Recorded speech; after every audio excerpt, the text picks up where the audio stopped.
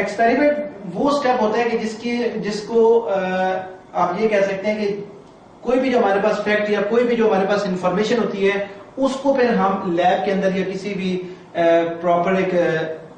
Organisation के अंदर या किसी भी जगह पे हम उसको साइंटिफिक इक्विपमेंट्स की हेल्प से हम उस फैक्ट्स को या इंफॉर्मेशन को हम प्रैक्टिकली परफॉर्म करते हैं और उसके बाद हम देखते हैं कि क्या जो हमारा फैक्ट था या जो हमने थ्योरी फॉर्मुलेट की थी क्या वो साइंटिफिकली ट्रू है या नहीं है। यानी कि हम प्रैक्टिकली कोई भी जो इंफॉर्मेशन है और कोई भी जो ऑब्जर्वेशन है उसको हम चेक करते हैं। तो एक्सपेरिमेंट को हम ये डिफाइन कर सकते हैं कि the process of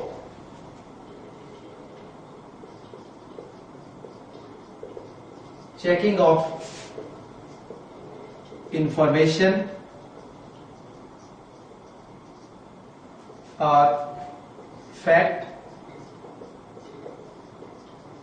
theory with the help of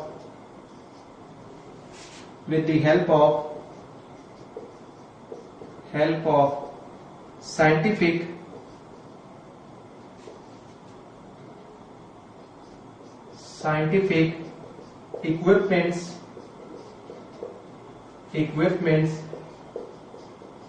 equipments practically is called experiment। कि ये वो प्रोसेस है जिससे हम किसी भी इंफॉर्मेशन को या इफेक्ट को या थ्योरी को हम चेक करते हैं with the help of scientific जो हमारे पास इक्विपमेंट्स होते हैं उनकी हेल्प से हम प्रैक्टिकली चेक करते हैं कि क्या जो हमारी इंफॉर्मेशन है या फैक्ट है वो साइंटिफिकली ट्रू है या नहीं। तो इसके लिए फिर हम एक्सपेरिमेंट परफॉर्म करते हैं और एक्सपेरिमेंट परफॉर्म करने के बाद हम ये बताते हैं कि क्या हमारा जो फैक्ट था वो एक्सपेरिमेंटली या साइंटिफिकली ट्रू है या नहीं है। तो ये एक प्रैक्टिकल वर्क होता है। प्रैक्टिकल वर्क की बेस पे हम ये बताते हैं कि क्या जो हमने इंफॉर्मेशन हमें हासिल हुई है या जो हमें फैक्ट मिला है वो यूजफुल है या वो प्रैक्टिकल उसकी कोई एप्लीकेशन है या नहीं। सो this is the third step of scientific method. उसके बाद जो फोर्थ स्टेप है साइंटिफिक मेथड का वो है प्रिडिक्शन।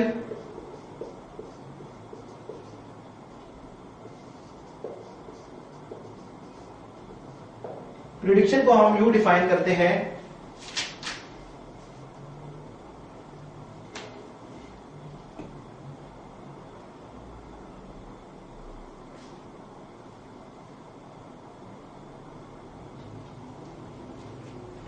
अब जो हमारे पास ऑब्जर्वेशन और जो फैक्ट्स या इन्फ्रेंस होती है, observation and inference gave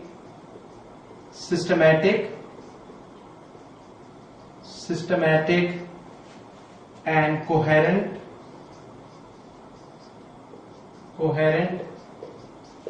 knowledge.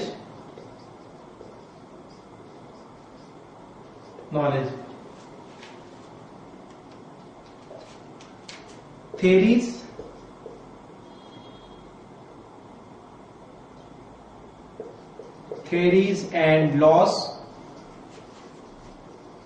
are deduced from observation.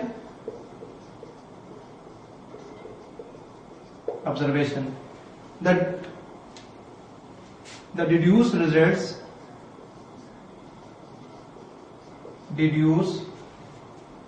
results are information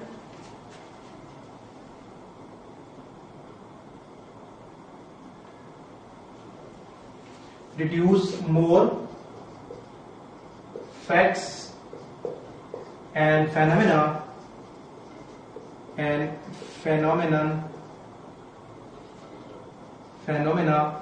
from theories and laws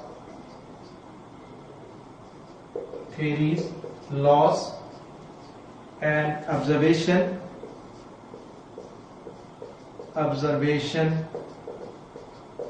is called is called prediction.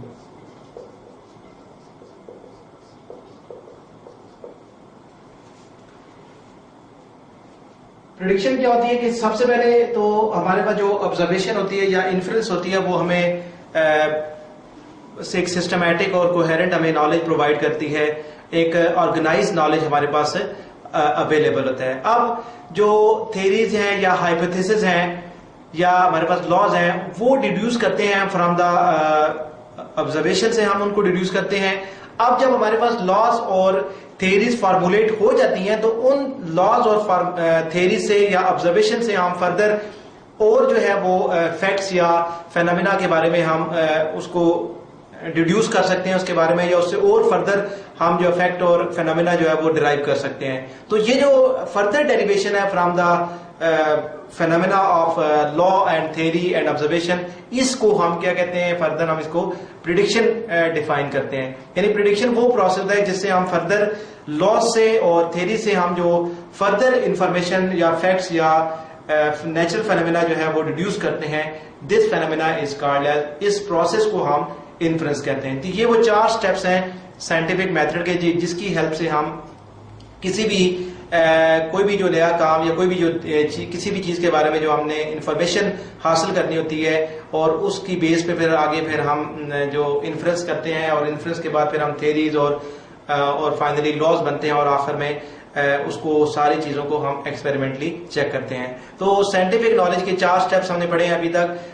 और उन 4 स्टेप्स में से सबसे पहला जो स्टेप्स हमने पढ़ा था कि ऑब्जर्वेशन में ये होता है कि कोई भी जो किसी भी चीज के बारे में हम अपनी 5 सेंसेस और साइंटिफिक इक्विपमेंट्स की हेल्प से जो हम इंफॉर्मेशन हमें मिलती है उसको हम ऑब्जर्वेशन कहते हैं। और जो हमें ऑब्जर्वेशन मिलती है वो चूंकि स्केडेड फॉर्म में होती है तो उसको हम फिर आगे फर्दर ऑर्गेनाइज करते हैं और उसको क्लासिफाई करते हैं। तो ये जो क्लासिफिकेशन होती है इसको हम इन्फ्रेंस कहते हैं। अब इन्फ्रेंस के बाद जो फर्दर हमें उससे जो हम फर्दर रिजल्ट्स डिड्यूस करते हैं और एक हमारे पास टेंटेटिव सोल्यूशन हम प्रिपेयर करते हैं, उस टेंटेटिव सोल्यूशन को हम हाइपोथेसिस कहते हैं। और वो जो हाइपोथेसिस होता है उसको फिर हम एक्सपेरिमेंटली चेक करते हैं। अगर तो वो हाइपोथेसिस एक्सपेरिमेंटली प्रूफ हो जाता है तो उसको फिर हम थ्योरी बना लेते हैं, और अगर वो रिजेक्ट हो जाता है तो उसका मतलब ये नहीं कि वो मीनिंगलेस हो जाता है। अगर वो रिजेक्ट भी हो जाता है तो उससे भी हमें कुछ यूजफुल इंफॉर्मेशन मिल जाती है जो हमने एक्सपेरिमेंटली परफॉर्म की होती है। और उसके बाद अगर हमारा हाइपोथेसिस एक्सपेरिमेंटली ट्रू हो जाता है तो फिर उसके बाद हम फिर उसको थ्योरी का नाम दे देते हैं, और थ्योरी के बाद थ्योरी को हम फिर बार बार एक्सपेरिमेंटली चेक करते हैं, और अगर हमें थ्योरी रिपीटेडली सेम रिजल्ट्स दे रही है तो देन इट बिकम लॉज। अब जो लॉ होता है उसको हम नॉर्मली रिजेक्ट नहीं कर सकते अनटिल के हमें कोई स्ट्रॉन्ग उसके ऑपोजिट कोई और इन्फॉर्मेशन मिले या स्ट्रॉन्ग आर्गुमेंट मिले, तो उसकी बेस पे हम उस लॉ को चेंज कर सकते हैं। अदरवाइज वो जो लॉ या प्रिंसिपल होता है वो for the time for ever होता है या फॉर लॉन्ग टाइम हम कह सकते हैं। उसके बाद जो तीसरा स्टेप आपको मैंने बताया है वो है एक्सपेरिमेंट। एक्सपेरिमेंट ये होता है कि जो भी हमें इंफॉर्मेशन हमें मिलती है या जो हमें हम ऑब्जर्वेशन देते हैं, ये उसके बाद फिर जो उसका जो हमें हाइपोथेसिस हम बनाते हैं उसका, तो उस हाइपोथेसिस को हम फिर एक्सपेरिमेंटली चेक करते हैं कि क्या वो चीज साइंटिफिकली ट्रू है या नहीं है,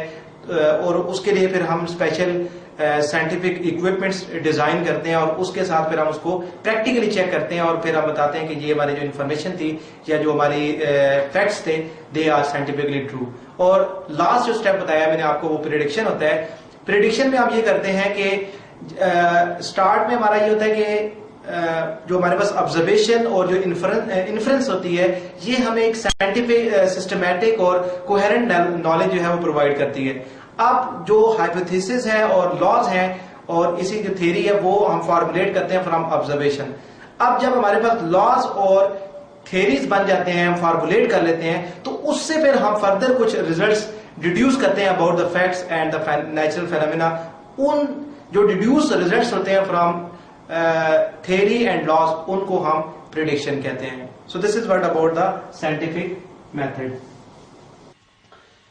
आज जो हमारा नेक्स्ट टॉपिक है वो है केमिस्ट्री एंड सोसाइटी।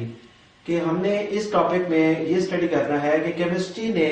सोसाइटी के अंदर क्या इम्पैक्ट डेवलप किया है और केमिस्ट्री ने सोसाइटी के अंदर या ह्यूमन बीइंग्स के लिए क्या क्या फैसिलिटीज प्रोवाइड किए हैं। या दूसरे सेंस में आप ये कह सकते हैं कि how chemistry improve the life of human beings, कि इंसान की जिंदगी को केमिस्ट्री ने कैसे इम्प्रूव किया है, या केमिस्ट्री ने कैसे ह्यूमन बीइंग को फैसिलिटेट किया है, या कौन कौन सी फैसिलिटीज जो है वो केमिस्ट्री ने इंसानियत को प्रोवाइड की हैं। तो ये हम डिस्कस करेंगे आज के टॉपिक में। सो टॉपिक हमारा रिलेटेड है कि सबसे पहले हम देखेंगे कि केमिस्ट्री का क्या इम्पैक्ट है सोसाइटी के ऊपर, और केमिस्ट्री ने कौन कौन सी फैसिलिटीज प्रोवाइड किए हैं सोसाइटी के अंदर या ह्यूमन बीइंग्स के लिए। और उसी के साथ जो दूसरा इसका इम्पैक्ट देखेंगे कि केमिस्ट्री के क्या हार्मफुल इफेक्ट्स हैं ऑन द ह्यूमन बीइंग्स, कि कौन कौन सी हार्मफुल चीजें जो केमिस्ट्री के नॉलेज की वजह से हम आजकल प्रोड्यूस कर रहे हैं, जिसकी वजह से वो हमारी एक तो क्रॉप्स के लिए के थ्रू हमारे बॉडी के अंदर या ह्यूमन बीइंग्स के अंदर ट्रांसफर होते हैं, जो कि आपकी हमारी हेल्थ के लिए नुकसानदेह है। इसी तरीके से वाटर पोल्यूशन के थ्रू, जैसा पानी के अंदर कुछ केमिकल्स वगैरह ऐड हो जाते हैं तो उससे भी बहुत सारे प्रॉब्लम्स काज होते हैं। और इसी तरीके से जो एयर पोल्यूशन है उसके अंदर डिफरेंट गैसेस जो डिफरेंट इंडस्ट्रीज के अंदर से प्रोड्यूस होती हैं, और वो भी कैसे इंसान सोसाइटी के लिए हार्मफुल है, वो हम डिस्कस करेंगे डिटेल से। तो सबसे पहले हम देखेंगे कि what facilities have been provided the chemistry to the human beings. Facilities provided by chemistry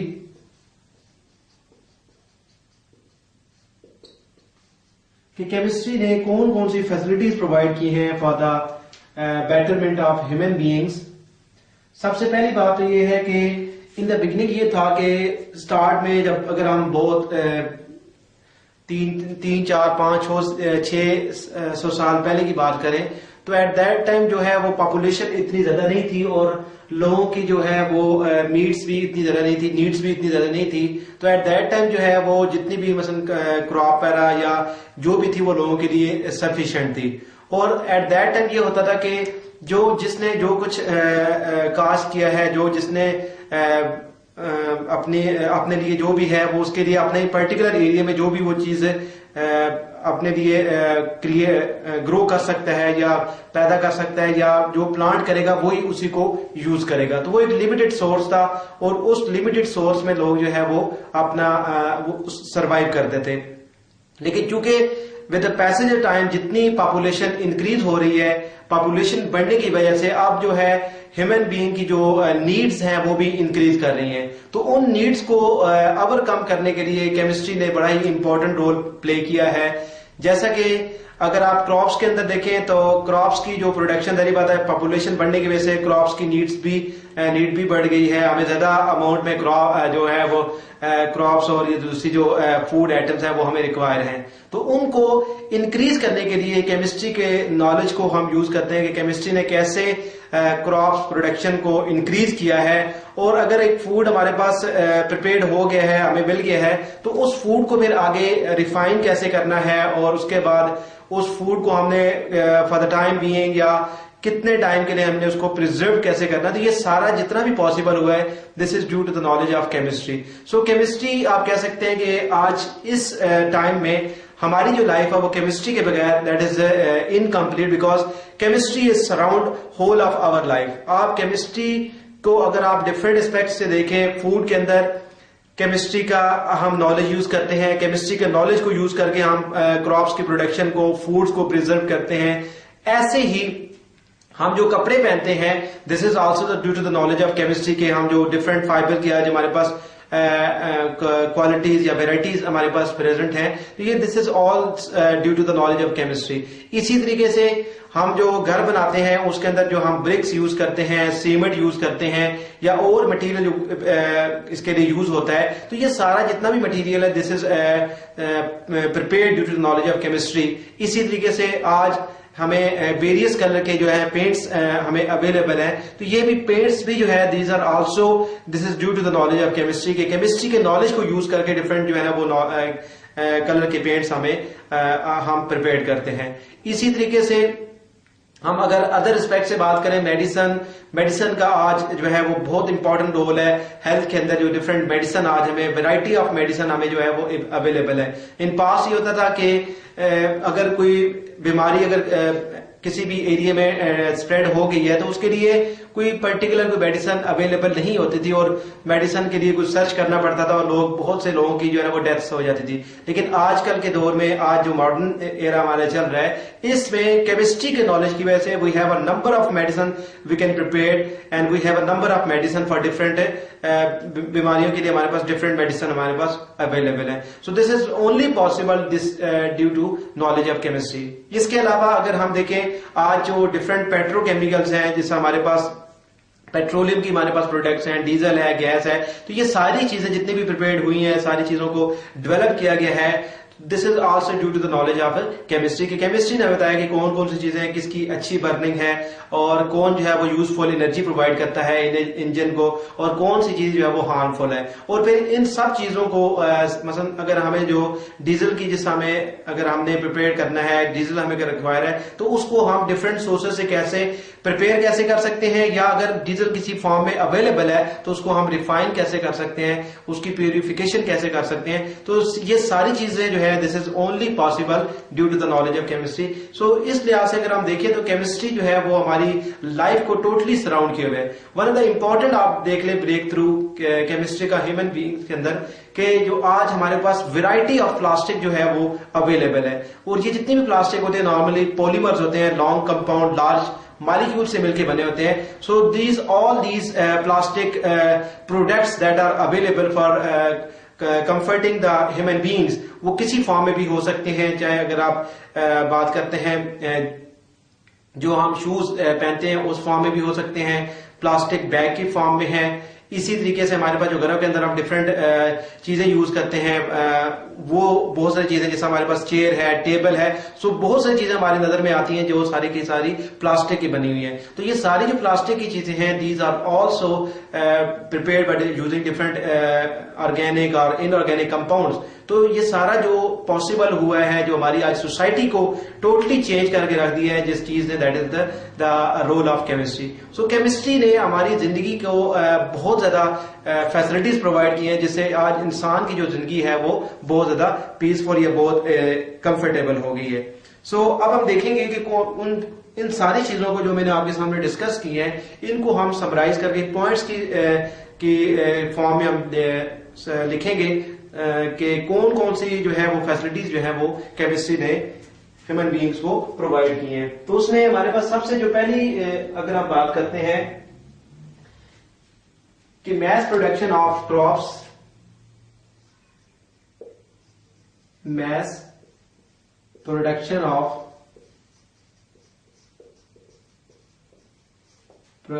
of crops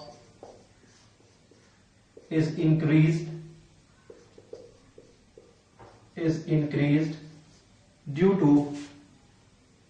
increase by using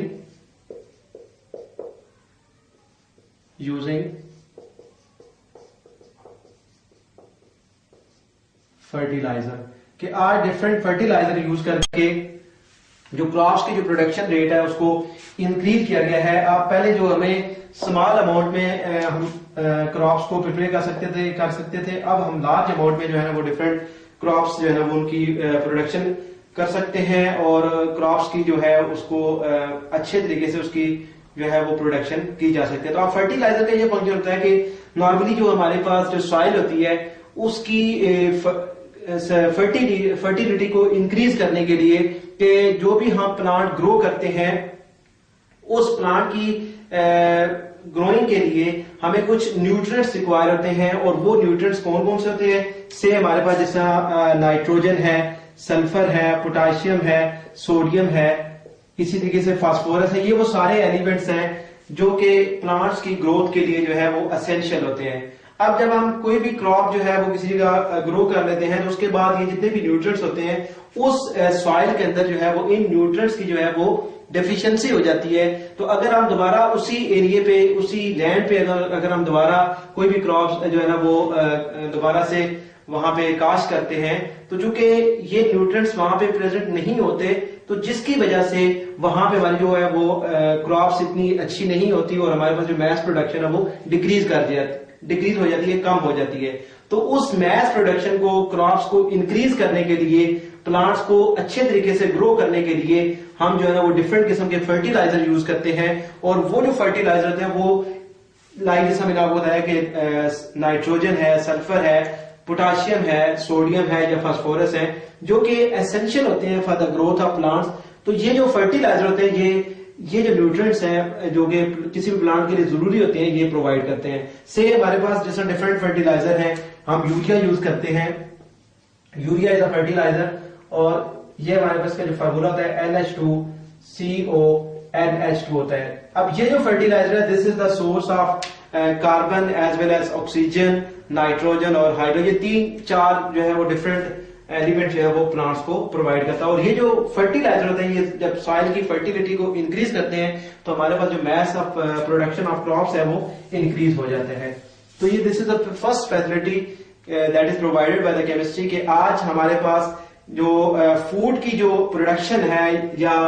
crops जो हमें रिक्वायर है डिफरेंट अमाउंट्स में, जो ज्यादा अमाउंट में रिक्वायर है, क्योंकि पॉपुलेशन इंक्रीज कर गई है, तो उस पॉपुलेशन की नीड्स को पूरा करने के लिए हमें लार्ज अमाउंट में जो है वो फूड रिक्वायर है। तो उस फूड की रिक्वायरमेंट को फुलफिल करने के लिए हमें अच्छी क्रॉप्स या मैस प्रोडक्शन ऑफ क्रॉप्स जो है वो हमें ज्यादा चाहिए। तो उसको इंक्रीज करने के लिए जो है वो हम फर्टिलाइजर को यूज करते हैं, और ये फर्टिलाइजर जो है वो मैस प्रोडक्शन को इंक्रीज कर देता है। इसी तरीके से जो दूसरा पॉइंट ये है कि जो क्रॉप्स हैं उनको हम प्रिवेंट करते हैं। दूसरा जो crops are prevented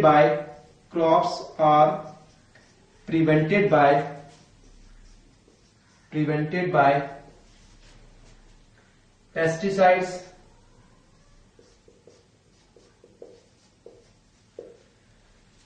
पेस्टिसाइड्स वो केमिकल्स होते हैं जो कि क्रॉप्स को जो है वो प्रिवेंट करते हैं बाय डिफरेंट बाद ऐसे होते हैं कि कुछ ऐसे ऑर्गेनिज्म होते हैं कि जो क्रॉप्स के लिए जो है वो हार्मफुल होते हैं, वो क्रॉप्स की जो है ना वो उसको एज अ खुद डाइट के तौर पर यूज करते हैं, जिसकी वजह से, और वो कुछ ऐसे भी ऑर्गेनिज्म होते हैं कि जो क्रॉप्स की जो है वो को डैमेज कर देते हैं। तो उन चीजों से, उन ऑर्गेनिज्म से जो कि क्रॉप्स को हार्म करते हैं, उनको नुकसान देते हैं, तो उन चीजों को एलिमिनेट करने के लिए, खत्म करने के लिए हम जो है ना वो डिफरेंट केमिकल के स्प्रे करते हैं, लाइक जैसा पेस्टिसाइड्स वगैरह हैं। तो ये जो पेस्टिसाइड्स हैं ये प्रिवेंट करते हैं हमारी क्रॉप्स को from the organism which are harmful for the crops. तो वो डिफरेंट किस्म की जो है वो ऑर्गेनिज्म जो हार्मफुल होते हैं, जो क्रॉप्स को डैमेज करते हैं, उनसे हम उनको हम क्या कर सकते हैं, डैमेज कर सकते हैं, खत्म कर सकते हैं बाय यूजिंग द पेस्टिसाइड। तो इसके लिए हम ये करते हैं कि जो हमारी क्रॉप होती है उसके ऊपर हम जो है उस पेस्टिसाइड वगैरह का हम स्प्रे कर देते हैं, जिससे हमारी जो है वो क्रॉप जो है वो डिफरेंट किस्म के ऑर्गेनिज्म, लाइक जिससे हम डिफरेंट कहा जाता है कि जैसे ये सुंडी जो है वो इस क्रॉप को जो है वो डैमेज कर रही है, तो उनसे जो है वो हम प्रिवेंट कर लेते हैं। तो जब जहरी बात है हमारी क्रॉप जो है वो उसको प्रिवेंशन मिल जाएगी, कोई भी ऑर्गेनिज्म उसको डैमेज नहीं करेगा, तो हमारा जो ऑटोमेटिकली है वो क्रॉप रेट जो है वो इंक्रीज कर जाएगा। इसी तरीके से तीसरा जो इसका इंपॉर्टेंट फैसिलिटी है जो कि प्रोवाइड की है केमिस्ट्री ने, वो ये है कि आज वेरियस जो है वो factories are processing the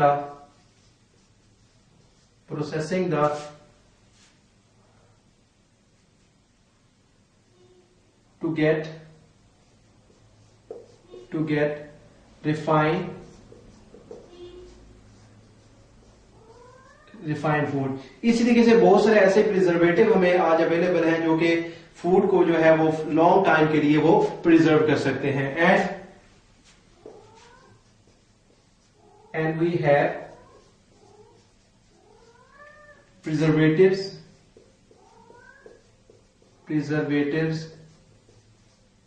which can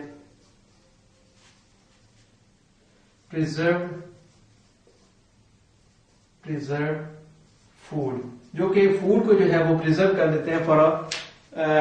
long time के लिए, अगर जितने भी हमें टाइम के लिए रिक्वायर है तो उसके लिए हम उन प्रिजर्वेटिव्स को यूज करके हम अपने फूड को या डाइट को हम जो है वो प्रिजर्व कर लेते हैं। तो तीसरा पॉइंट ये है कि हमारे जो हमें जो फूड रिक्वायर है उसमें कुछ डिफरेंट किस्म की अगर इम्प्योरिटीज वगैरह है या कोई ऐसी चीज है जो कि हमारे लिए हार्मफुल है, तो वेरियस जो फैक्ट्रीज होती है उसके अंदर जो डिफरेंट प्रोसेस करके उसके अंदर डिफरेंट केमिकल यूज करके तो हमारी जो फूड है उसको फिर रिफाइन किया जाता है और जो चीजें हमें हमारे लिए हार्मफुल है उनको सेपरेट आउट कर दिया जाता है। तो ये सारा जो प्रोसेस होता है एक this is due to the knowledge of chemistry. और इसी तरीके से डिफरेंट जो प्रिजर्वेटिव हम यूज करते हैं वो फूड को प्रिजर्व करने के लिए फॉर लॉन्ग टाइम के लिए, जैसे बैक्टीरिया वगैरह जो होते हैं वो किसी भी अगर हमारे पास फूड है तो उसको फौरन से उसके ऊपर अटैक करते हैं और उसको फिर डैमेज कर लेते हैं। तो उन चीजों से प्रिजर्व करने के लिए फिर हम डिफरेंट जो है वो प्रिजर्वेटिव यूज करते हैं। So this is the third facility which is provided by the chemistry to the human beings. Fourth जो facility provide की है chemistry ने to the human being is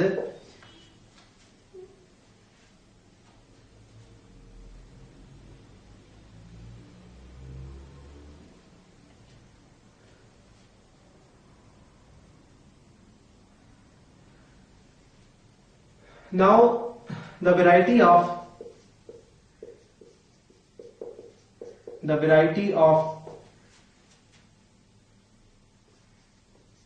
colorful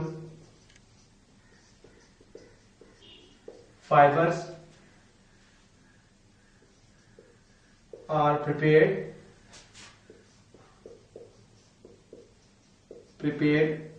and which cause a revolutionary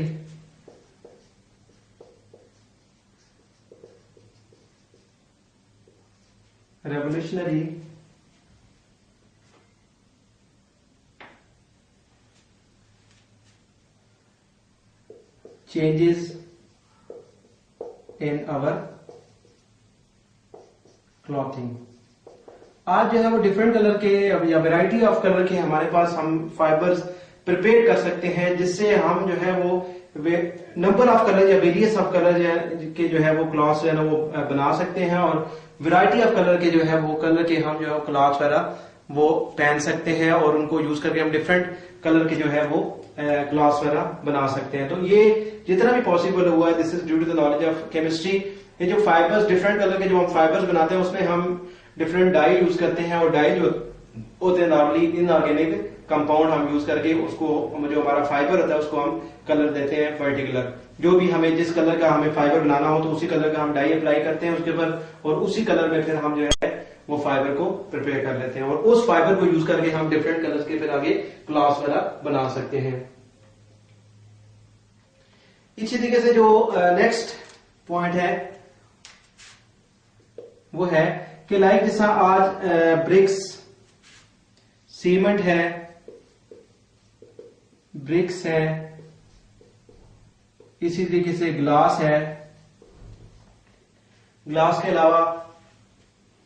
iron है, iron which are used in construction of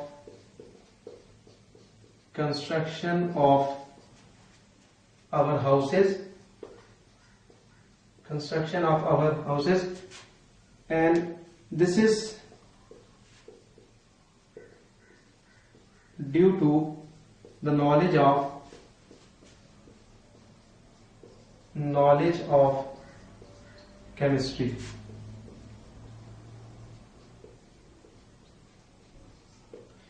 कि आज जैसा like हम cement use करते हैं डिफरेंट पर्पस के लिए, जैसा कि जो हमारी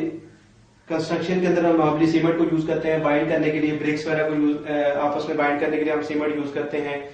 इसी तरीके से जो ब्रिक्स हैं, इसी तरीके से जो ग्लास वगैरह है या जो आयरन वगैरह जो हम डिफरेंट यूज करते हैं, तो ये जो जितना भी है हमारे पास सीमेंट की प्रोडक्शन कैसे की जाती है, इसी तरीके से जो ब्रिक्स कैसे बनाई जाती हैं, इसी तरीके से जो ग्लास है वो इंडस्ट्री के अंदर कैसे इसको प्रिपेयर किया जाता है, या जो आयरन है ये आयरन को हम क्योंकि जो नॉर्मली जो होते हैं मेटल्स जो होते हैं वो ओर फॉर्म में होते हैं, और ओर फॉर्म जो होती है बेसिकली जिसमें बहुत सारी इंप्योरिटीज होती हैं, तो उन इंप्योरिटीज से हम फिर जो है वो एक डिफरेंट मेटल को हम सेपरेट आउट करते हैं। तो ये जो सारी चीजें हैं, सीमेंट की प्रोडक्शन है या ब्रिक्स बनाते हैं हम, और या ग्लास है या जो आयरन वगैरह जो हम यूज करते हैं कंस्ट्रक्शन के काम में, तो ये सारी चीजों की जो प्रोडक्शन है this is only possible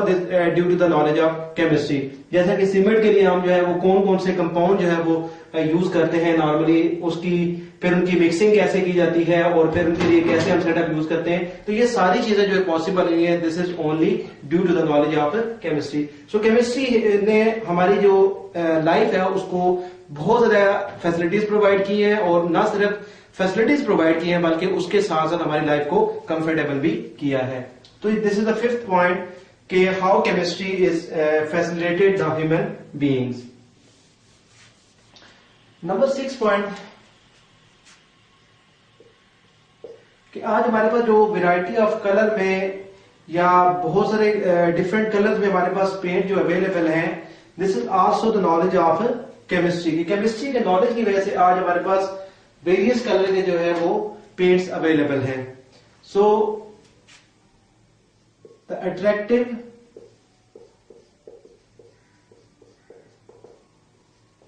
and colourful paints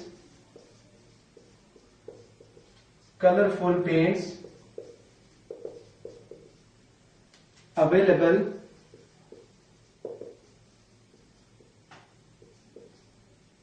in market,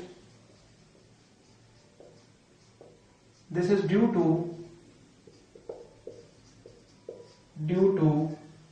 knowledge of chemistry, knowledge of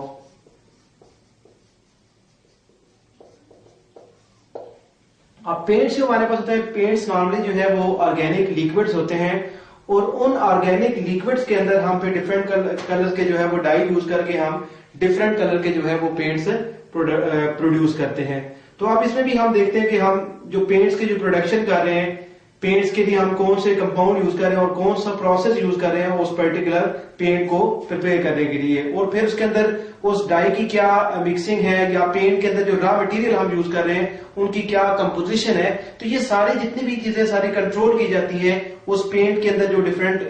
जो उसके अंदर कंपोनेंट्स हैं उन सब की जो क्वांटिटी कंट्रोल की जाती है, this is due to the knowledge of chemistry. Chemistry के नॉलेज को यूज करके हम वो जो है वो पेंट्स, जो कलरफुल पेंट्स हैं वो हम प्रिपेयर करते हैं। उसके बाद नेक्स्ट पॉइंट है कि आज हमारे पास वैरायटी ऑफ जो है वो पॉलीएस्टर फाइबर्स अवेलेबल हैं, पॉलीएस्टर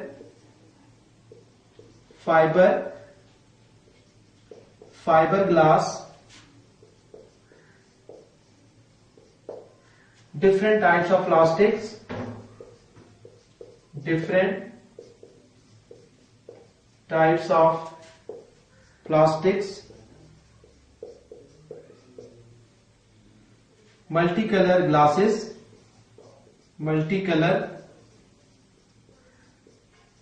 glasses,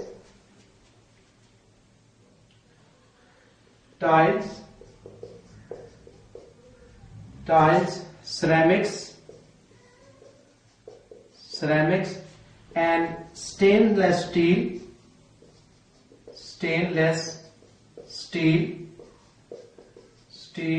etc. ये जितने भी आपके सामने हम लिखिए, जितने भी सारे ये प्रोडक्ट्स हैं, जैसे पॉलीएस्टर फाइबर है या फाइबर ग्लास है या डिफरेंट टाइप्स के आज हमें प्लास्टिक जो है वो अवेलेबल है, इसी तरह से मल्टी कलर ग्लासेस हैं, टाइल्स हैं, इसी तरीके से सिरेमिक्स हैं और स्टेनलेस स्टील एटसेट्रा वगैरह है। नॉर्मली शुरू में ये होता है, जो हमारी ह्यूमन बीइंग थी वो मोस्टली डिपेंडेंट थी ऑन द नेचुरल, जो हमारे पास पॉलीमर्स थे उनके ऊपर डिपेंडेंट थे, लेकिन आज हमारे पास सिंथेटिक और आर्टिफिशियल इतने फाइबर्स हम लोग प्रिपेयर कर चुके हैं, क्रिएट कर चुके हैं कि हमारी जो सारी जो होल ह्यूमन बीइंग्स है या जो हमारी आप कह सकते हैं जो लाइफ है वो टोटली जो है वो रिप्लेस हो गई है from the natural polymer to artificial polymer. जो जितने भी सिंथेटिक पॉलीमर को यूज करके जो है वो डिफरेंट प्रोडक्ट्स आज बनाई गई है, जैसे कि पॉलीएस्टर फाइबर है, फाइबर ग्लास है, ये डिफरेंट टाइप्स के आज हमारे पास प्लास्टिक अवेलेबल है। और प्लास्टिक का जो है वो बहुत ज्यादा यूज है हमारे पास, डिफरेंट वे में हम उसको यूज करते हैं, जैसा कि हम चेयर्स बना लेते हैं, टेबल बना लेते हैं, और इसी तरीके से और बहुत सारी बॉटल्स हैं। तो वैरायटी ऑफ जो है वो कंपाउंड जो है वो प्रिपेयर किए जा चुके हैं बाय यूजिंग द प्लास्टिक। अब जो प्लास्टिक है basically this is how this plastic is prepared, इसके अंदर कौन कौन से कंपाउंड हम यूज करते हैं और उनका फिर आपस में मिक्सिंग का क्या प्रोसीजर है, उसके लिए हमें कौन कौन सी कंडीशन रिक्वायर है। तो ये सारी चीजें, जितने भी ये कंपाउंड मैंने आपके सामने लिखे, all these compounds are prepared due to the knowledge of chemistry. अब इसके बैकग्राउंड में जितनी भी चीजें हैं कि इस पर्टिकुलर कंपाउंड को प्रिपेयर करने के लिए हम कौन से कंपाउंड यूज करते हैं, कौन से रॉ मटेरियल यूज करते हैं, और उनकी मिक्सिंग का क्या प्रोसीजर है, उनकी कंपोजिशन कितनी होनी चाहिए, और उसके लिए हम कौन सा प्रोसेस अडॉप्ट करते हैं उस पर्टिकुलर कंपाउंड को प्रिपेयर करने के लिए। फिर हम उसके बाद ये भी देखते हैं कि जो हमने कंपाउंड प्रिपेयर कर लिया है, इस कंपाउंड के जो है वो आगे एप्लीकेशंस क्या है, इसके कोई हार्मफुल इफेक्ट तो नहीं है, ये चीजें सारी देख के, ये सारी चीजें तभी पॉसिबल होती हैं कि जब हमें केमिस्ट्री का नॉलेज होता है। तो केमिस्ट्री के नॉलेज को यूज करके ये जो डिफरेंट आज हमारे पास वेरियस या वैरायटी ऑफ जो है हमारे पास प्रोडक्ट्स आज अवेलेबल है, this is only possible due to the knowledge of chemistry. उसके बाद नेक्स्ट पॉइंट है regarding to facilities provided to the human being. Next is point number 8। अब जो आज हमारे पास डिफरेंट जो मेडिसिन अवेलेबल है फॉर डिफरेंट डिजीजेस,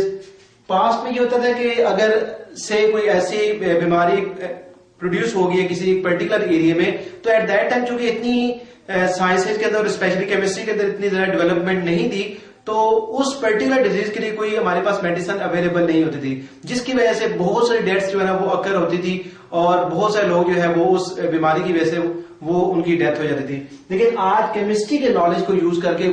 बहुत सारी मेडिसिन जो है वो प्रिपेयर की जा चुकी हैं for the various diseases. Her different disease के लिए जो है वो पर्टिकुलर जो है हमारे पास मेडिसिन है। और उसके अलावा सबसे इंपॉर्टेंट चीज ये थी कि पास के अंदर ये होता था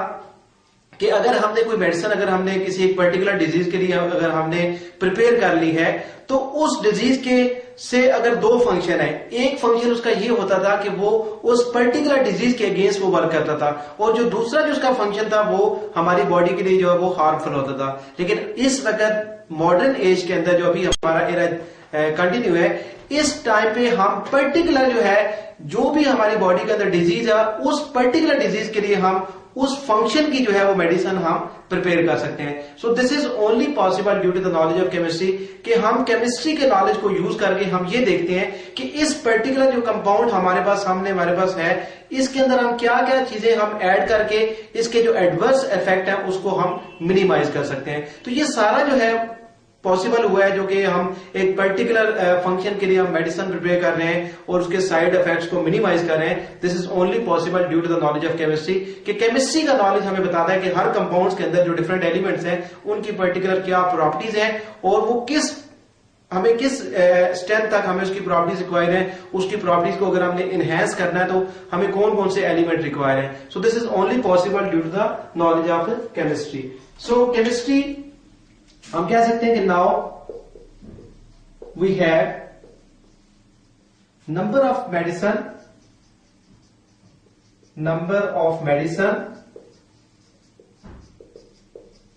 medicine for different diseases,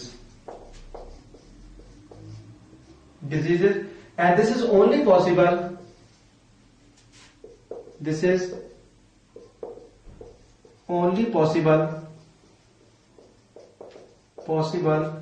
due to knowledge of chemistry, कि केमिस्ट्री के नॉलेज को यूज करके हम जो डिफरेंट टाइप्स की जो मेडिसिन है उसकी प्रोडक्शन करते हैं, और हमें ये पता होता है कि जो पर्टिकुलर हमारे पास मेडिसिन है उसके अंदर कौन कौन से उसके कंपोनेंट्स प्रेजेंट हैं, और उन सब की क्या क्या कंपोजिशन है, और उन कंपोनेंट्स का फिर आगे क्या एक्टिविटीज हैं, वो कैसे हमारी बॉडी के अंदर एक्ट करते हैं, और वो हमारी बॉडी के लिए क्या वो हमारी बॉडी के अंदर जो एंजाइम है उनके साथ वो मैच करते हैं या नहीं है। ये सारी चीजें जो है वो केमिस्ट्री के नॉलेज के थ्रू हम चेक करके फिर हम जो है कोई भी मेडिसिन जो है वो उसको आगे अप्लाई करते हैं। लास्ट जो पॉइंट है regarding to facilities provided chemistry to human being is कि आज हमारे पास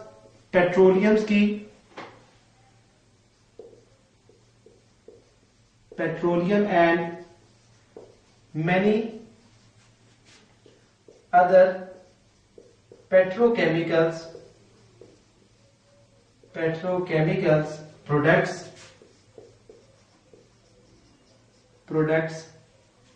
provided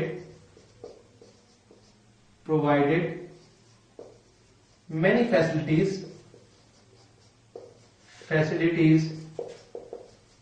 to human beings.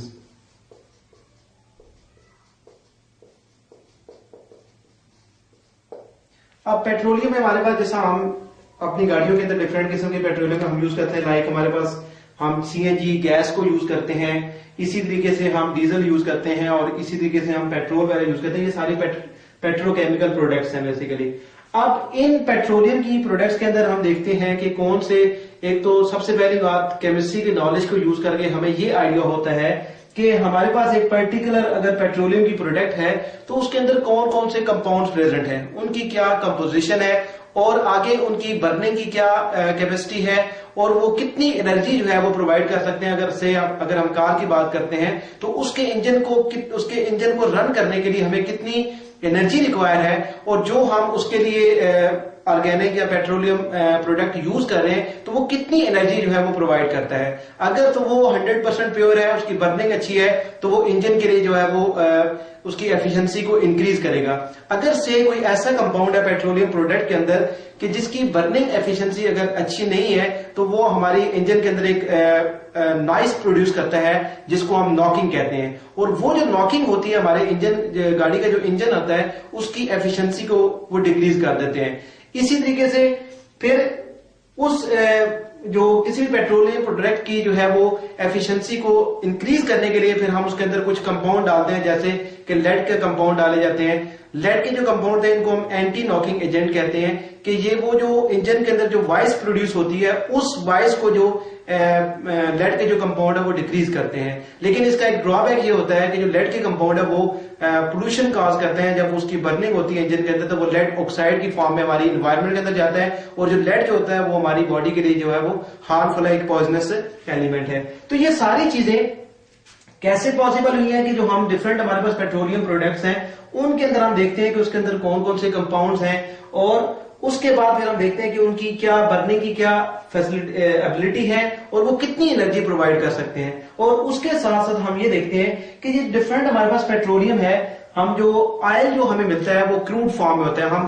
जमीन से उसको निकालते हैं तो उसके अंदर बहुत सारी इंप्योरिटीज होती हैं। तो केमिस्ट्री के नॉलेज को हम यूज करके उस ऑयल की सबसे पहले प्यूरिफिकेशन करते हैं और प्यूरिफाई करके फिर हम देखते हैं कि ये पर्टिकुलर जो कंपाउंड है वो एज अ पेट्रोलियम प्रोडक्ट के तौर पर यूज हो रहा है, और अगर कोई दूसरी उसके अंदर इंप्योरिटीज है तो उसको भी फिर आगे रिफाइन करके डिफरेंट पर्पज के लिए हम उसको फिर यूटिलाइज करते हैं। So this is only possible due to the knowledge of chemistry, कि केमिस्ट्री के नॉलेज को यूज करके आज हमारे पास नंबर ऑफ जो है वो पेट्रोकेमिकल प्रोडक्ट्स अवेलेबल है और उनको हम वेरियस पर्पज के लिए हम यूज करते हैं। जैसा कि हम जो मेजर यूज है हमारे पास वो फ्यूल के तौर पर यूज करते हैं। इसी तरीके से डोमेस्टिक यूज जो है वो हमारे घरों के अंदर, जैसा हम गैस, मीथेन गैस जिसको हम नेचुरल गैस कहते हैं, उसको अपने घरों के अंदर बर्निंग के लिए यूज करते हैं। तो ये सारी चीजें पॉसिबल है। और वेरी इंटरेस्टिंग थिंग कि अगर हम घर के अंदर अगर हम नेचुरल गैस की बात करते हैं, हमारे घरों के अंदर जो गैस आ रही है जिसको हम बर्निंग के लिए यूज करते हैं, नॉर्मली जो मीथेन गैस होती है ये ऑर्डरलेस होती है, इसका कोई ऑर्डर नहीं होता। अब इसका जो हमें घर के अंदर बाद अगर लीकेज हो जाती है तो उसकी हमें स्मेल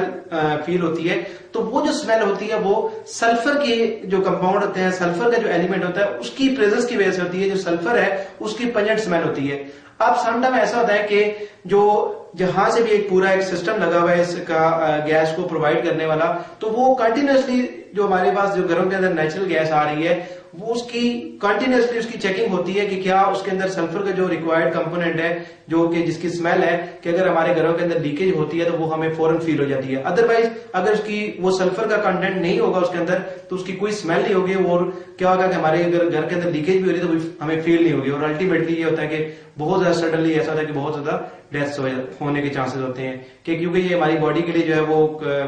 क्योंकि इसकी जब बर्निंग नहीं होगी तो ये कार्बन मोनोऑक्साइड प्रोड्यूस करती है, और कार्बन मोनोऑक्साइड जो है जब हमारी बॉडी के अंदर आ जाती है तो ये ब्लड के अंदर जो है वो उसकी सर्कुलेशन को स्टॉप कर देती है, बबल फॉर्म में जो है वो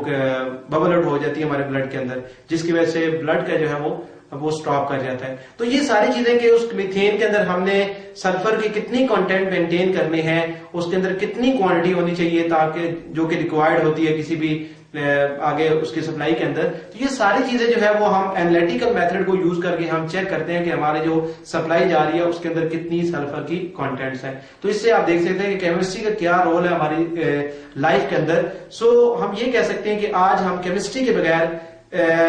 बगैर हमारी जो लाइफ है वो दैट इज इनकम्फर्टेबल, कि केमिस्ट्री ने हमारी लाइफ को सराउंड कर लिया है। आप खाने पीने से लेकर कपड़े पहनने तक, आप रहने सहने की बात कर लें, बैठने तक, हर जिंदगी के हर एरिया में आपको केमिस्ट्री जो है वो आपको फैसिलिटेट करेगी। जैसा कि मैंने आपको बताया कि जैसा हम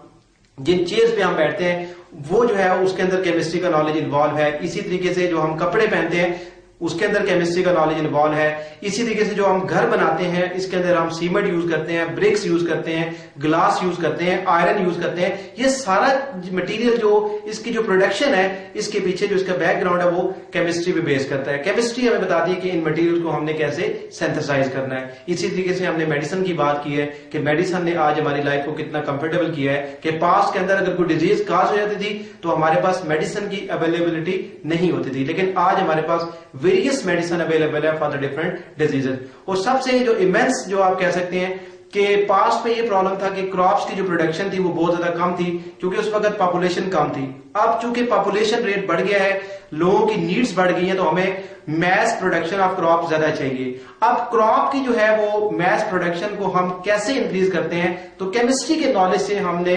केमिस्ट्री के नॉलेज को यूज करके हमने फर्टिलाइजर को अप्लाई किया उस अपनी फील्ड्स के अंदर। इसी तरीके से हमने पेस्टिसाइड्स को अप्लाई किया फील्ड्स के अंदर, जिसकी वजह से जो है वो हमारे आज क्रॉप रेट जो है या जो क्रॉप की जो मैस प्रोडक्शन रेट है वो इंक्रीज कर गया है। तो इसी तरीके से जो हमारे पास फूड है उस फूड को हम प्रिजर्व कैसे कर सकते हैं, ये सारा जो है नॉलेज हमें केमिस्ट्री प्रोवाइड करती है। So chemistry has played a very important role to improve the life of human beings.